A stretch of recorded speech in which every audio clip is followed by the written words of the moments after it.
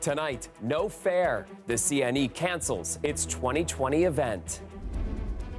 We knew it was coming. It's just that not until you hear it, though, do you start your grieving process.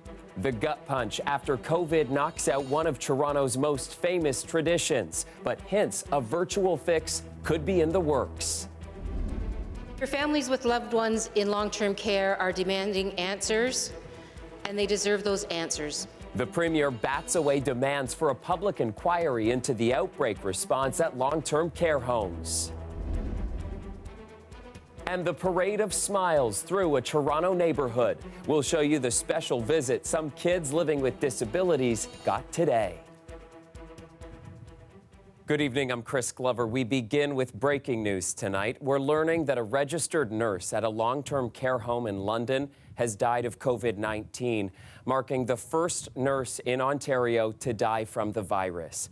The Ontario Nurses Association has identified the nurse as Brian Beattie. He worked at the Kensington Village Long-Term Care and Retirement Home, and in a statement, the ONA says, "This is a tragedy for all of us. Brian was a well-liked and respected registered nurse. He was the definition of dedication, and he considered his colleagues and residents to be his other family. He loved the work he did, and he also advocated for his colleagues to have personal protective equipment to keep both them and the residents safe." The ONA says they'll be working with the Ministry of Labour in the investigation into his death. 5 residents at the home have also died of COVID-19. One of Toronto's defining events will not be going ahead later this summer. The Canadian National Exhibition hasn't missed a year since World War II, drawing crowds of loyal fans each year and bringing in millions of dollars for the city. But as Talia Ricci shows us, organizers say those crowds just aren't safe amid the pandemic.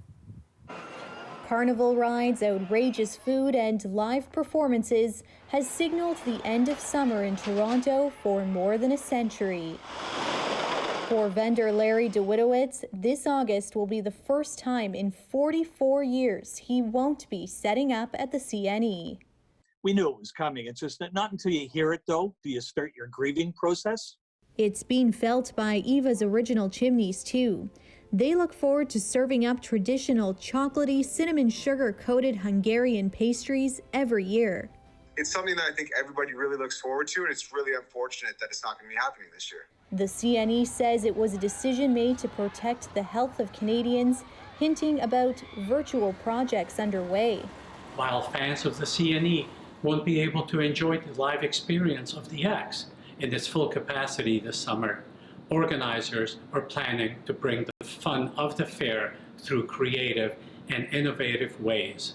Mayor John Tory looking to the fun in 2021, saying now is an opportunity to reimagine the event.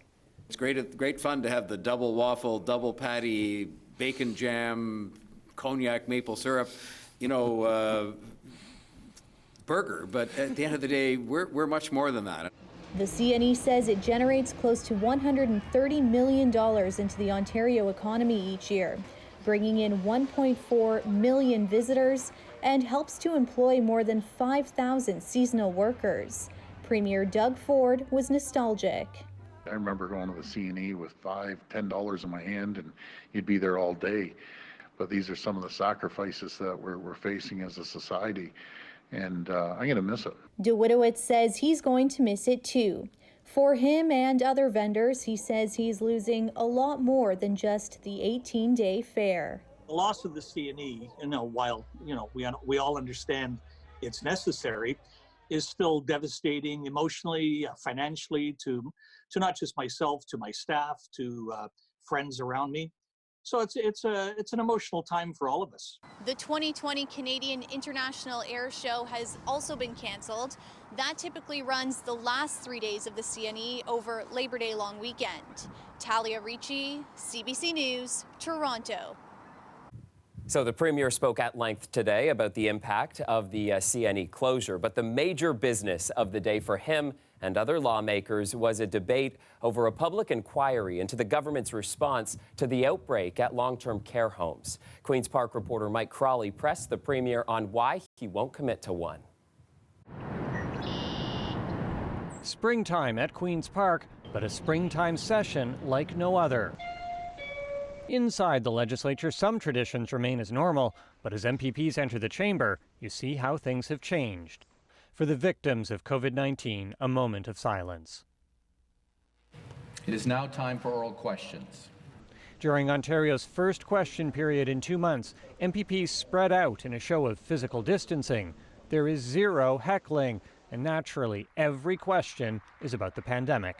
Speaker, families with loved ones in long-term care are demanding answers, and they deserve those answers. And they deserve a full public inquiry that is nonpartisan to give them those answers. Premier Doug Ford doesn't commit. We're going to review the system, a system that's been broken for decades. And I can promise you one thing, we are going to fix it. So I put this question to the Premier.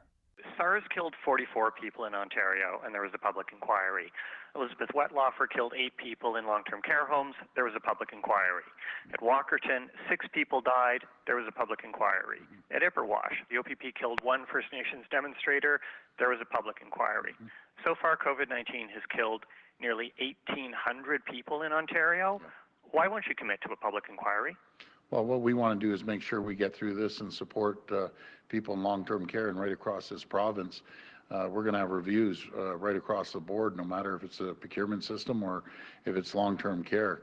We'll make sure we review it from top to bottom. Reviews are not enough for Andrea Horvath. She says an inquiry would go further. It won't be constrained by the interests of the governing party. It will be not only public and transparent and independent, but it will also pull in, as all public inquiries in the past in Ontario have, the voices of people who have actually been impacted and affected. MPPs are next due to return here to Queen's Park a week from today. They're to hold question period twice weekly until early June. Mike Crawley, CBC News, Toronto. Politicians also extended the state of emergency today until at least June. Even with no end in sight to the pandemic, the Registered Nurses Association of Ontario is already pushing the government for what a post-pandemic long-term care system could look like. No doubt that we would have lost precious lives, even if long-term care would have been fantastic, but much less, much less.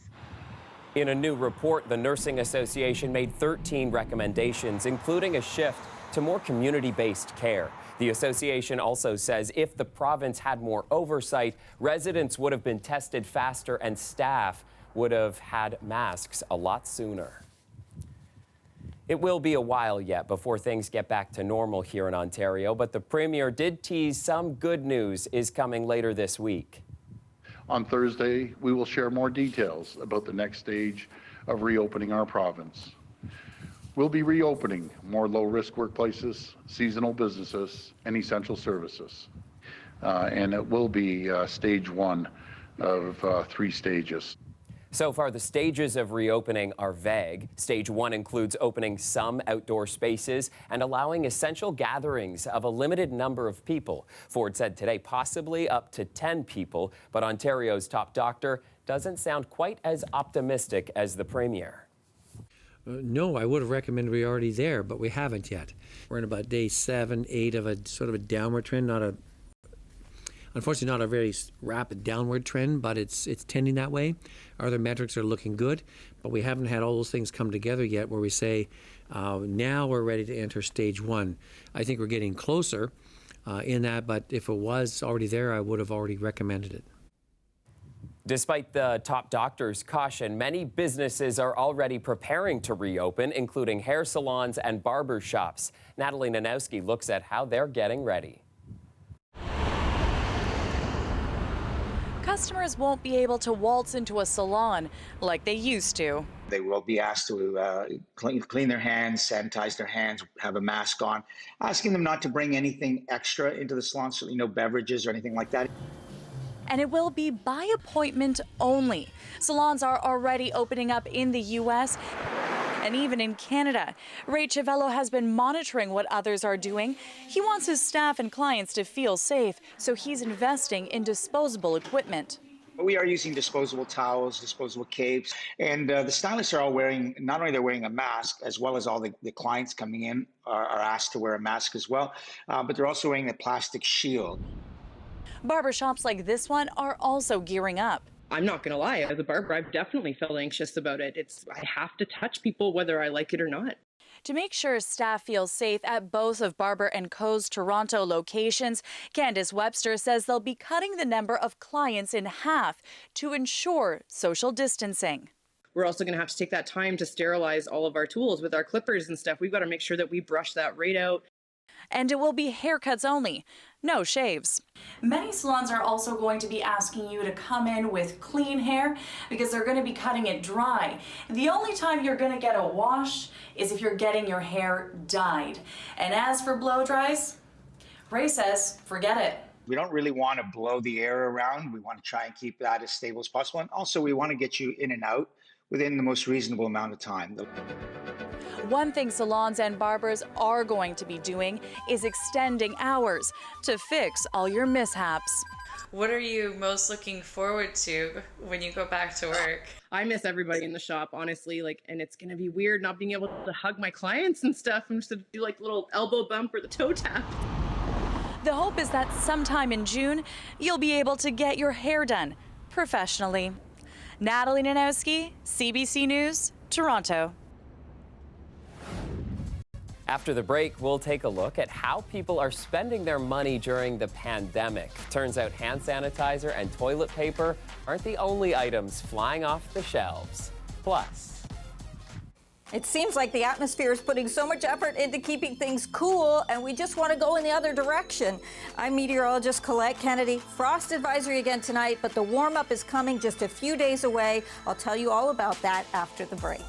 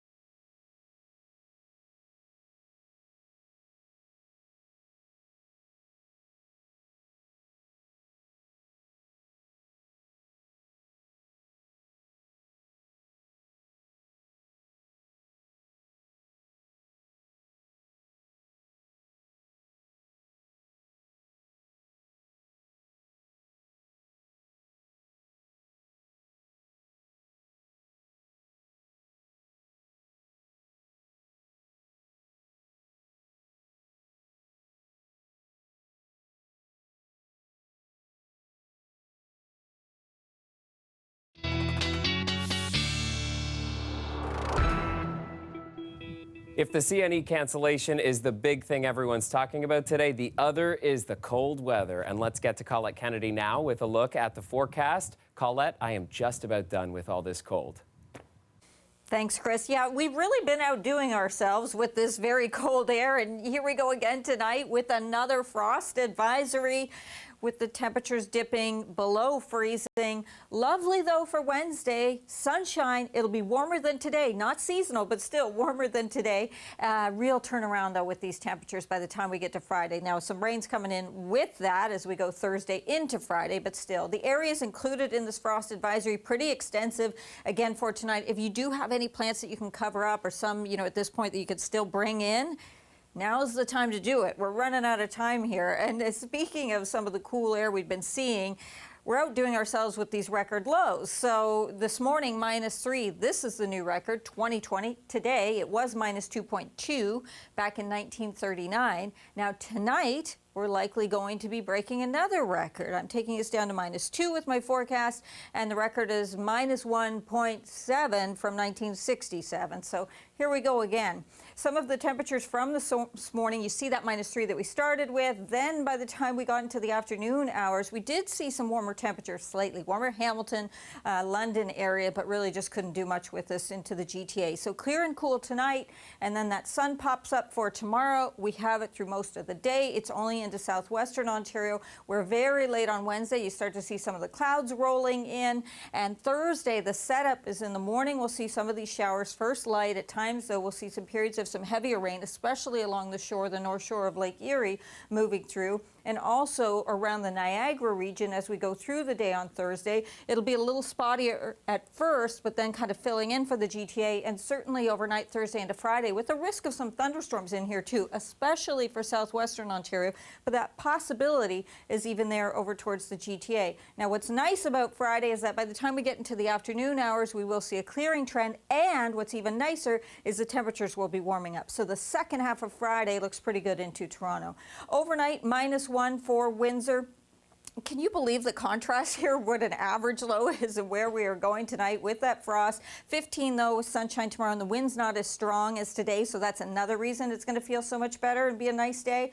Overnight for Toronto, -2. That will be a new record. -3 for Markham, -2 into St. Catharines as well. And there you go with our daytime highs for tomorrow. Again, we're about 5 degrees-ish off seasonal. But that's okay, because by the time we get to Friday, we're not below or at seasonal. We're going a little bit above. The numbers look like this with the rain that moves in on Thursday, still kind of cool, but notice very little change overnight. So that system kind of holds the heat in as we go into Friday. And then when we get that clearing into the afternoon, 20 degrees into the holiday weekend. Saturday is looking good, but by Sunday, it looks like some rain showers and thunderstorms may return. That could be a very wet day as well before it clears out later into Monday. Chris? All right. Thanks, Colette.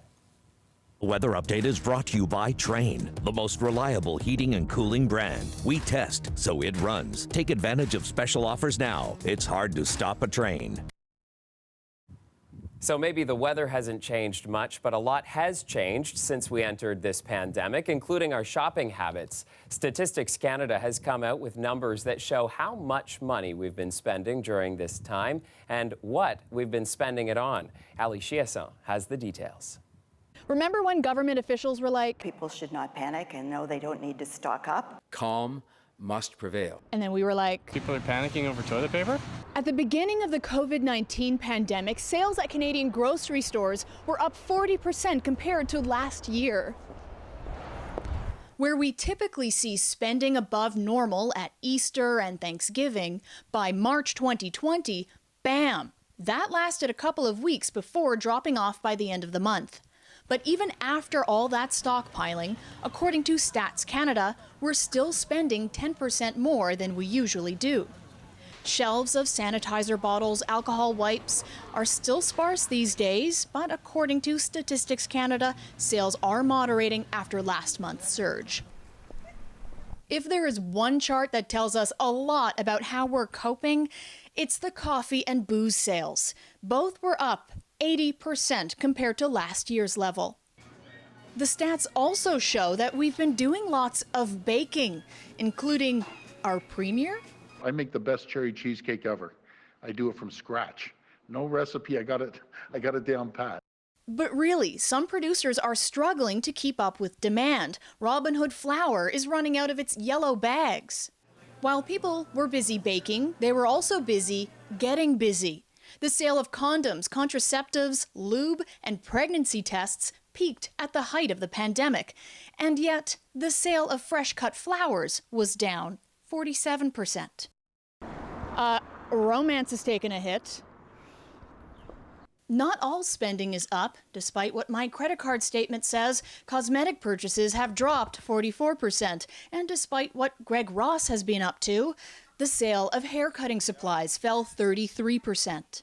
According to Stats Canada, a lot of these numbers are starting to regulate now, even if our shopping experience is still far from regular. All right, well, coming up next, can you believe it has been 1 year since this? Kawhi up top, looks at the clock, turns the corner for the win! Oh, man. We look back at the shot after the break.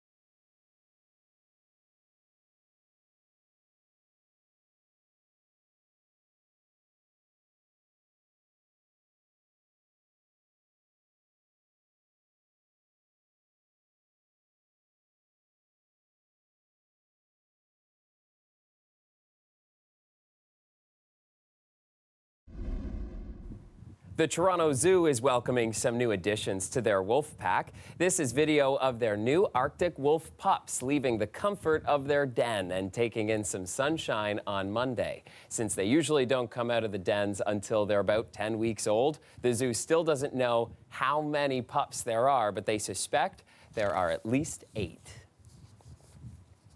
A center for kids with special needs wanted to thank parents during this pandemic, so they brought music, some dance moves, and some pizza to them. I think that for parents of children with severe disabilities and medical complexities, they're sort of like the victims of pandemic that aren't talked about enough. And we speak to our families on a daily basis and we know the struggles, and we just felt like we need to be there, like we need to show up for them. Kayla's Children's Center delivering some cheer to families of children with disabilities. While the center is still participating in e-learning, staff wanted to show their support for the families with some much-needed FaceTime. We wanted to end the show tonight with a little dose of nostalgia. It's been 1 year since Kawhi Leonard's iconic buzzer beater shot, sending the Toronto Raptors to the Eastern Conference Finals. To honor that special moment, our Greg Ross took a trip down memory lane. Kawhi up top, looks at the clock, turns the corner for the win! There was a lot of tension in that building in the lead up to that moment. And the tension was very right, because Philadelphia was coming back strong. They were playing with confidence. If you remember, Kawhi Leonard misses a free throw. I remember obviously Kawhi being at the free throw line and thinking to myself how wonderful it would be if he could hit that, because it would force them to have to score a 3 to even tie the game. Short, tapped out. The Sixers caught it, and they quickly fast break, made their run, and Jimmy Butler ended up with the ball and was able to bank it in. Butler driving, ties it up. The wind got sucked out of the sails temporarily there, didn't it? I figured it was over then, I hate to say, because, you know, it was just... Because you're a Toronto sports fan, and yeah, you know what? You're right. You're absolutely right. I thought to myself, hey, we still got some time left, and we got the ball. Everybody was nervous. Gasol. It was Ben Simmons who picked up the guarding responsibility.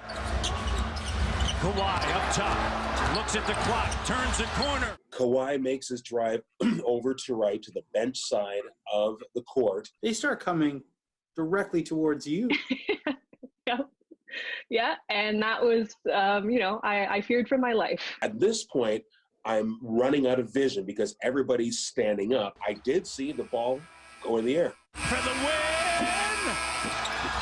I can remember actually hearing an Did you realize that Kawhi was crouching down just about a meter away from where you were on the floor? No, I lost all track. I was looking directly at the rim. When it did the first thing to the rim and then the second, I said, God, make it happen. And third and the fourth. And then I said, amen.